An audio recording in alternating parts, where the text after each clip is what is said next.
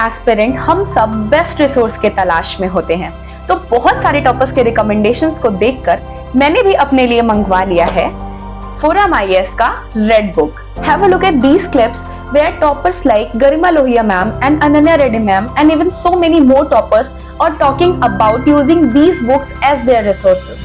Forum IAS की red book आती है जो मार्केट में अवेलेबल है। मैंने उस फोरम आईएएस की रेड बुक को एज अ बेस यूज किया था अपने डेफिनेशन और बेसिक थ्योरी को कवर करने के लिए। Forum IAS red books were something that I also used. For instance, for agriculture, that was one book that I used extensively. थोड़ा और इम्प्रूव करना है तो फोरम आईएएस की रेड बुक मिल गई थी बाजार में, वहाँ से वो ले ली। तो एथिक्स के लिए मेरे पास मेन सोर्सेज यही होते थे कि रेड बुक। जीएस बोर्ड में फोरम आईएएस की रेड बुक है, उसमें एग्जाम्पल्स आपको काफ़ी अच्छे मिल जाते हैं। एथिक्स के लिए फोरम्स रेड बुक। गाइस, मैंने अपने लिए मंगवाए थे ये बुक और मैंने कूपन कोड यूज किया था DKT, जिससे मुझे फ्लैट 1000 ऑफ मिला था। तो आप भी ये कूपन कोड यूज कर सकते हैं अगर आपको भी 1000 का डिस्काउंट अवेल करना है तो।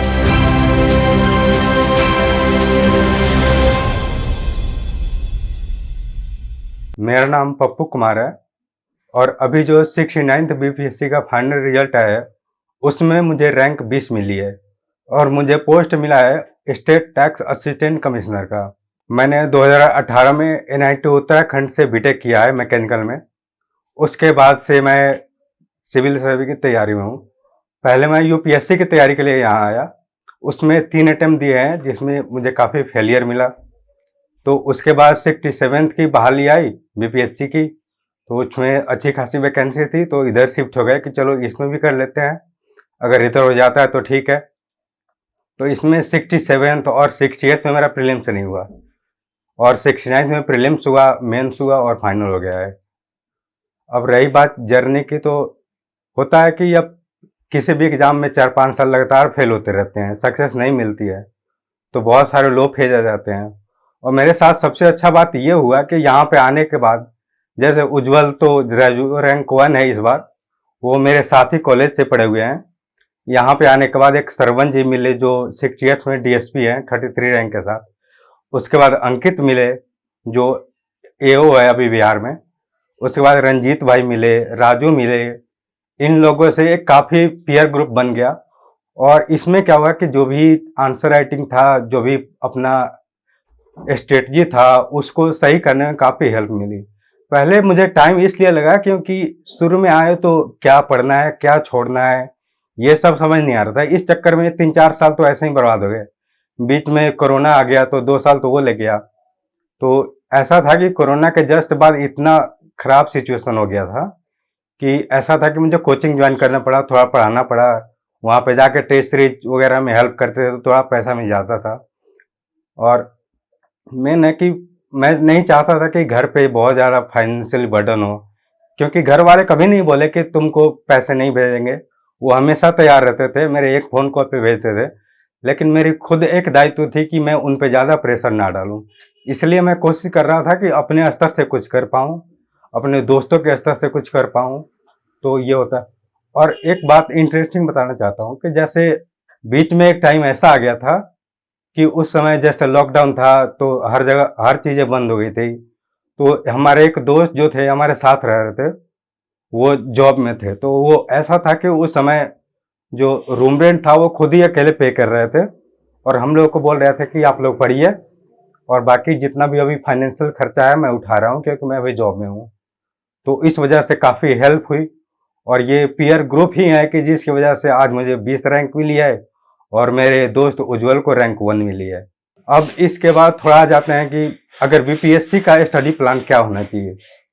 तो मेरे हिसाब से अगर आप UPSC के एस्पिरेंट रहे हैं तो आपको थोड़ा बहुत पढ़ने की ज़रूरत है अलग से, बहुत ज़्यादा कुछ करने की ज़रूरत नहीं, क्योंकि अब जो BPSC का पैटर्न 69th से चेंज हुआ है वो UPSC के काफ़ी करीब आ चुका है। जैसे आप प्रीलिम्स का पेपर उठा के देखिएगा तो ऐसा लगता है कुछ कुछ क्वेश्चन सॉल्व करते हैं तो ऐसा लगता है कि UPSC का PYQ कर रहे हैं। जैसे अगर अभी मेंस का भी हो गया है कि मेंस भी काफ़ी डायनेमिक हो गया है। पहले था कि आप 50 से 60 क्वेश्चन रट के चले जाएं, उसी में से 8 क्वेश्चन लिख के आ जाते, लेकिन अब ऐसा है कि आपको थॉरो स्टडी करनी पड़ेगी, आपको NCERT पढ़नी पड़ेगी, आपको स्टैंडर्ड बुक पढ़ना पड़ेगा, आपको अपना नोट्स बनाना पड़ेगा, तभी आप वहाँ पे जाके अच्छा कर सकते हैं। तो जैसे मैं अपना पहले प्रीलिम्स का बताता हूँ कि मैंने कैसे किया था और आपको कैसे करना चाहिए। जैसे मैं यूपीएससी की तैयारी में था तो मेरा पॉलिटी जो लक्ष्मीकांत है, स्पेक्ट्रम जो है वो मॉडर्न हिस्ट्री के लिए, उसके बाद जो जितने स्टैंडर्ड बुक है वो मैंने पढ़ रखे थे पहले से, और एनसीईआरटी वगैरह तो मैंने शुरू में ही पढ़ा था। अगर आपने मतलब शुरू से तैयारी करनी है तो सबसे पहले आप एनसीईआरटी से शुरू कीजिए। एनसीईआरटी को जितने भी इम्पोर्टेंट एनसीईआरटी है जो कहीं भी आपको लिस्ट मिल जाएगी, या हो सके तो मैं इसका एक रिसोर्स का लिस्ट बना दूंगा, उससे आप पहले एनसीईआरटी से शुरू कीजिए। उसके बाद जितने स्टैंडर्ड बुक है वो शुरू कीजिए, और स्टैंडर्ड बुक के बाद आप करंट अफेयर, पीवाईक्यू, ये सब पे फोकस कीजिए। मेन फोकस आपका पीवाईक्यू पे होना चाहिए, क्योंकि पीवाईक्यू पे 69th में ऐसा था कि यूपीएससी और बीपीएससी के पीवाईक्यू मिला दे तो 25 से 30 क्वेश्चन ऐसे थे कि डायरेक्टली और इनडायरेक्टली रिपीटेड थे। तो अगर 20 से 25 क्वेश्चन आपको बूस्ट मिल जाता है तो आप 70 मार्क्स से सीधा 95 पे पहुंच जाते हैं, और इससे क्या होता है कि आपका सिलेक्शन सिक्योर हो जाता है प्रीलिम्स में। जैसे 9th 10th की साइंस की बुक है जो मुझे यहाँ अलग से पढ़नी पड़ी, यूपीएससी की तैयारी के दौरान नहीं पढ़े थे। उसके बाद में बाकी चीज़ें जो ज्योग्राफी की एनसीईआरटी है वो तो सबको पढ़नी है, वो हर कोई बताते हैं।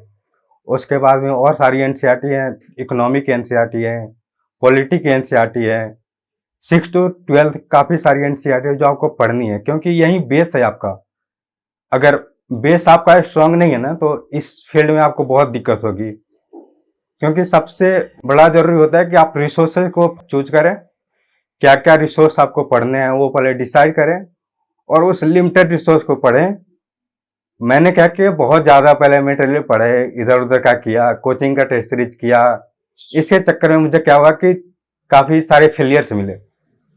उस पैटर्न को यूपीएससी या बीपीएससी के पैटर्न को समझने में थोड़ा वक्त लग गया।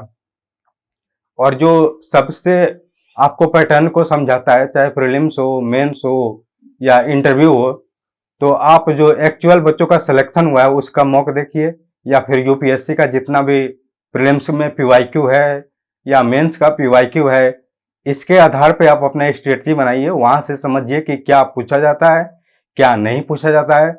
अब आप कोचिंग में जाएंगे तो आपको दुनिया भर की चीज़ें पढ़ाएंगे, जो आपको काम नहीं आएगा उसमें से कुछ काम आएगा, कुछ नहीं आएगा, जो इतने सारे चीज़ें पढ़ा देते हैं। टेस्ट सीरीज में जाएंगे तो ऐसे क्वेश्चन पूछे जाते हैं जिसका कोई रिलेवेंट नहीं होता है यूपीएससी या बीपीएससी में। तो आप पहले ऐसे टेस्ट सीरीज को चूज कीजिए कि जो आपको रिलेवेंट क्वेश्चन दे सके, जो यूपीएससी या बीपीएससी के पैटर्न पे जो प्रीवियस ईयर में आते रहे हैं, जिस टॉपिक से वहाँ क्वेश्चन आते रहे हैं उसको आप उसको पढ़िए पहले। जो भी एनसीईआरटी या स्टैंडर्ड बुक है वहाँ से कवर कर लीजिए। और मेरा एक सजेशन और है कि आप जैसे पढ़ाई शुरू कीजिए ना तो थोड़ा एक बार पढ़ लीजिए, एक बार आपको समझ आ जाएगा, आइडिया लग जाएगा। उसके बाद आप सेकेंड स्टडी जब कीजिए तो अपना खुद का नोट बनाना शुरू कीजिए। नोट से क्या होता है कि आपको बहुत ज़्यादा भटकाव नहीं होगा, और आपको जब उसको रिवीजन करना होगा तो काफ़ी टाइम आपका बच जाएगा। जैसे मैंने ज़्यादातर नोट्स बनाए हैं, जैसे आपको नोट्स हम दिखाएंगे बाद में कि मैंने कैसे नोट्स बनाया था, कितना नोट्स बनाया है। जैसे मैं शुरू से ही आया तो एक बार पढ़ लिया, उसके बाद जो भी था कि अपना खुद का नोट्स बनाना मुझे अच्छा लगता था। उससे ये फायदा हुआ कि प्रीलिम्स में, जैसे बीपीएससी का प्रीलिम्स का मेंस का तैयारी मैं पहले से नहीं किया था।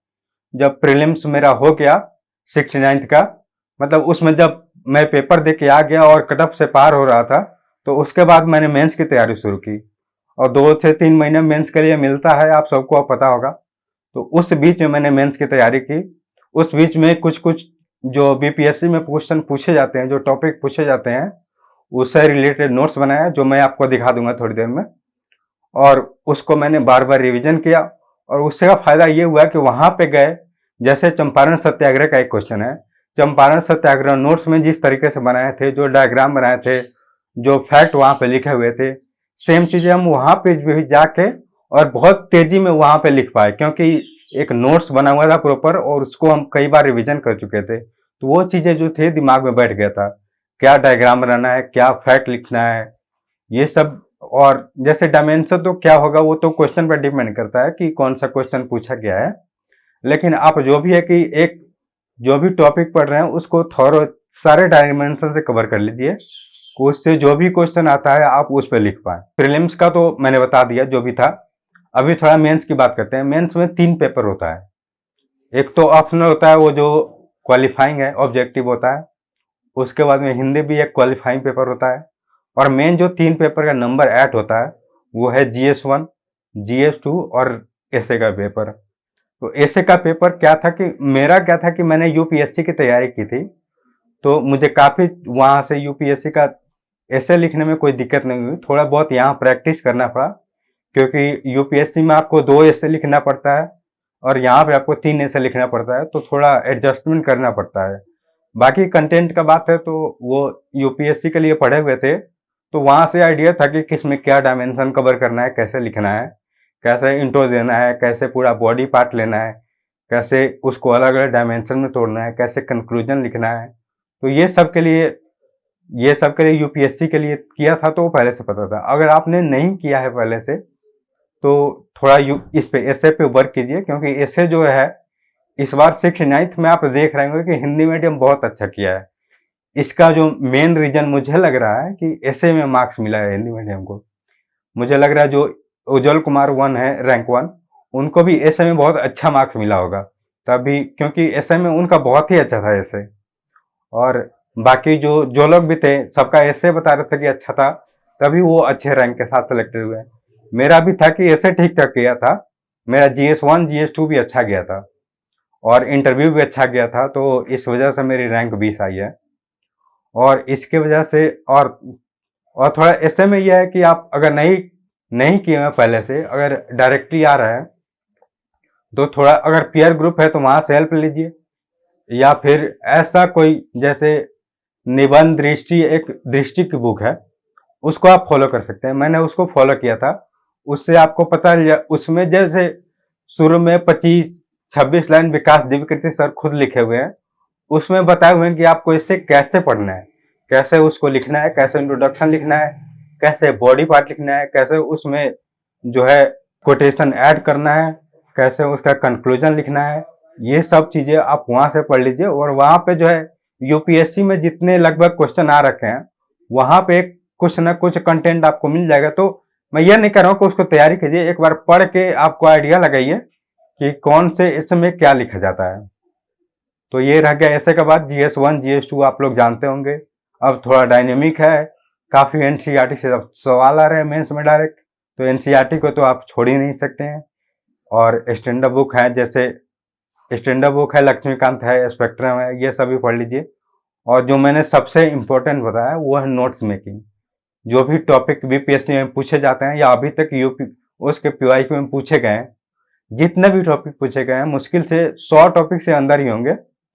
उस सारे टॉपिक का एक प्रॉपर नोट बना लीजिए, उसको जितना भी चीज़ें आपको चाहिए, और नोट्स ऐसा होना चाहिए कि आपका पूरा कंपाइल हो, कोई भी उससे किसी भी डायरेक्शन से क्वेश्चन पूछा जाए तो आप एकदम कंफर्टेबली लिख सकें। अब जो अभी जैसे जो 70th देने वाले हैं, तो उनके लिए मैं बता देता हूँ कि क्या करना चाहिए, क्योंकि मैंने जो इतने साल से तैयारी किया है, ऐसा नहीं कि मैं कोई टीचर हूँ, मैंने जो अपना एक्सपीरियंस झेला है उसके आधार पर बता रहा हूँ कि अभी जो 69 का पैटर्न है, सबसे पहले तो आप बेसिक में रिविजन कीजिए। जितने भी बेसिक है आपका, उसको एक बार रिवाइज कर लीजिए। अगर पहले से पढ़ा हुआ है तो रिवाइज करने में मुझे लगता है 10 दिन बहुत है। इसके साथ साथ आप करेंट अफेयर्स का कोई एक मैगजीन पढ़ लीजिए, चाहे एसपीडी हो, एडिटोरिया हो, या फिर कोई भी आपने अगर मैगजीन पढ़ रखी है तो उसको आप रिवाइज कर लीजिए, या नहीं भी पढ़ी है तो एक बार पढ़ लीजिए। क्योंकि करेंट का क्या होता है, करंट जैसे 69th में था कि ऐसा था कि काफी आउट ऑफ बॉक्स करंट था, लेकिन उससे पहले जो था ऐसे करंट आते थे कि एक मैगजीन पढ़ के गए तो उसी में से 25-30 क्वेश्चन आराम से बन जाते थे। तो आप ये पढ़ के जाइए, क्योंकि इसके लिए रिस्क आप मत लीजिए। अगर 30 क्वेश्चन आप वहाँ पे, अगर मान लीजिए 5-10 क्वेश्चन भी सही करते हैं, 20 क्वेश्चन गलत कर देते हैं, तो आप वहाँ लिस्ट से बाहर हैं। क्योंकि करंट ही ऐसा है कि आपको स्टैटिक में मोर और लेस सभी लोग सही करते हैं, स्टैटिक में बहुत ज़्यादा लोग गलती नहीं करते हैं। जैसे मैंने भी 67th और 68th में मेरा रिजल्ट रुका, उसका मेन कारण था कि मैं करंट में बहुत ज़्यादा क्वेश्चन सही नहीं कर पा रहा था। इस वजह से कभी 1 नंबर कभी 2 नंबर से ऐसे रुक जा रहा था। तो अभी क्या करना चाहिए, आप अपने बेसिक को एक बार रिवाइज कर लीजिए, जो भी एनसीईआरटी या स्टैंडर्ड बुक है उसको एक बार गो थ्रू हो जाइए। ऐसा नहीं कि उसको पूरा डिटेल में पढ़िए, अपने हाईलाइट कर रखा होगा उसको बस एक बार रिवीजन कर लीजिए, स्टैंडर्ड बुक पढ़ लीजिए और करंट कर लीजिए। और तीसरा चीज मैं बोलना चाहूंगा कि यूपीएससी का जो है 10 साल का पीवाईक्यू कर लीजिए। मेरे हिसाब से टेस्ट वेस्ट मत दीजिए, अभी टेस्ट जितना हमने देना होगा दे लिया होगा, क्योंकि टेस्ट देने का अभी लॉस ये है कि अगर आपका किसी टेस्ट में खराब नंबर आता है तो क्या होगा कि आपका कॉन्फिडेंस काफी डाउन होगा, और इस टाइम कॉन्फिडेंस डाउन होना अच्छा चीज नहीं है, क्योंकि कॉन्फिडेंस का ही खेल होता है। अगर आपका कॉन्फिडेंस डाउन है तो आप वहां पे 10 से 15 मार्क्स कम स्कोर करेंगे और आप लिस्ट से बाहर हो जाएंगे। तो इतनी अच्छी अपॉर्चुनिटी है तो इसमें एकदम पॉजिटिव रहिए, और अगर जितने आपने पढ़ रखे है उस पर भरोसा रखिए, क्योंकि जितना आपने पढ़ रखा है ना काफी होगा। अगर वहां पे जाके कॉन्फिडेंट के साथ पेपर अटेम्प्ट करते हैं, सही से अटेम्प्ट करके आते हैं तो आप जरूर लिस्ट में होंगे। और एक चीज और कि जैसे अभी 69th में है पेपर, जैसे 2 घंटे में 150 क्वेश्चन होता है, और 150 क्वेश्चन में भी ऐसा है कि बहुत सारा लंबा लंबा क्वेश्चन आने लगा है। तो आपने अगर प्रैक्टिस कर रखा है, आपका स्पीड ठीक है, टाइम मैनेजमेंट ठीक है, तो आपको कोई भी प्रैक्टिस करने की जरूरत नहीं है, आप ठीक है जा सकते हैं। लेकिन आपको लगता है कि आपका टाइम मैनेजमेंट नहीं हो पाता है, आप पेपर को 2 घंटा में पूरा अच्छे से सॉल्व करके गोला नहीं रंग पाते हैं, तो आप अभी भी कुछ या तो 69 का पेपर लगा लीजिए, या फिर कुछ ऐसा टेस्ट जो ढूंढिए मार्केट में जो एक लंबा टेस्ट हो, जो आपको टाइम कंज्यूमिंग टेस्ट हो। ऐसा नहीं कि 1 लाइनर टेस्ट हो, जो 1 लाइनर तो 150 क्वेश्चन है, आप 1 घंटे में कर दीजिएगा, लेकिन वहां पे काफी लेंदी पेपर आते हैं जो समझना पड़ता है, उसके साथ साथ आपको सही आंसर टिक करना होता है। उसके बाद वहां भी फैक्चुअल आते हैं अभी भी, लेकिन ज्यादातर जो आपका सिलेक्शन होगा ना, आप जो बड़े बड़े क्वेश्चन है उसमें से कितना सही करते हैं, क्योंकि फैक्चुअल जो है वो मोर और लेस सब लोग सही करते हैं, वहां से 70 और 95 का बीच का गैप वहीं बन जाता है। तो आप ये चीजें फोकस कीजिए, और बाकी कुछ होगा तो मेंस के लिए हम लोग यूट्यूब चैनल है मेरा, उज्जवल का, सब लोग का, जैसे सरवण भाई का, तो हम लोग हो सके तो प्रीलिम्स जिनका निकल जाएगा उसके बाद मेंस के लिए गाइड करेंगे, क्योंकि अभी प्रीलिम्स के लिए उतना टाइम नहीं है। 71th के लिए हम लोग गाइड करेंगे, लेकिन अभी 70th में अभी बस 13-14 दिन बचा है, तो आप प्रीलिम्स दे के आइए, मेंस के लिए हम लोग पूरा तैयार हैं। जहां पे मेरा कोशिश ये है हम सब लोग का कि जो चीजें हमने फेस की है ना, जो फेलियर हमने फेस किया, जो मिस्टेक्स हमने किए हैं प्रिपरेशन में, वो आने वाले जो बच्चे हैं जो तैयारी कर रहे हैं या अभी जो तैयारी शुरू करने वाले हैं, वो लोग वो गलतियां ना करें, और जितना कम से कम टाइम हो 1-2 साल में सेलेक्ट होकर यहाँ से चले जाए। क्योंकि ये होता है कि ना सिलेक्शन जैसे जैसे डिले होता है, फाइनेंशियली प्रॉब्लम, फ्रस्ट्रेशन, ताना मारना लोगों का, ये सब शुरू हो जाता है। तो मेरा यही कोशिश है कि आप लोग जितना जल्दी आए, मतलब सही से आपको गाइडेंस मिले, जल्दी सिलेक्शन ले, क्योंकि ये एग्जाम बहुत बड़ा नहीं है। अगर आपने पैटर्न समझ लिया और उसको क्या तैयारी चाहिए उसके लिए, अब आपने वो समझ लिया, तो आपके लिए 1 से 2 साल बहुत है। और मैं तो ये नहीं बोलूंगा कि मैंने बहुत पढ़ाई किया है, मतलब 14-14 घंटे। मेरा जो एवरेज पढ़ने का था वो 5-6 घंटे डेली था। एग्जाम टाइम में मेरा 8 से 10 घंटा हो जाता था, इतना ही मैंने पढ़ाई किया है। यूपीएससी का भी एक मेंस लिखा हुआ है, और अभी 2025 का यूपीएससी देना है। तो चलिए, आप लोग के साथ आप सभी को 70th बीपीएससी की प्रीलिम्स के लिए शुभकामनाएं, और आप लोग सेलेक्ट हों और बिहार में ऑफिसर बन के आए, फिर वहाँ आप सभी से मिलते हैं। और थैंक यू आपको दिल्ली नॉलेज ट्रैक कि आपने ये प्लेटफॉर्म मुझे प्रोवाइड किया कि अपनी बातों में जो भी बच्चे हैं उन तक पहुँचा सकूँ। Thank you so much.